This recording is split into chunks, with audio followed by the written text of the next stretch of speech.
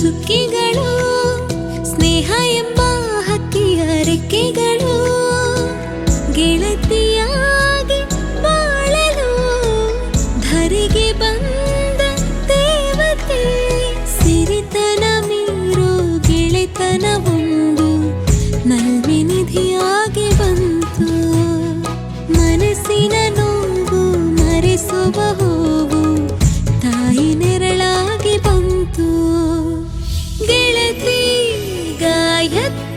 ಗೆಳತಿ ಗಾಯತ್ರಿ ಇಂದಿನಿಂದ ಸಂಜೆ 7 ಗಂಟೆಗೆ ನಿಮ್ಮ ಸನ್ ಉದಯದಲ್ಲಿ.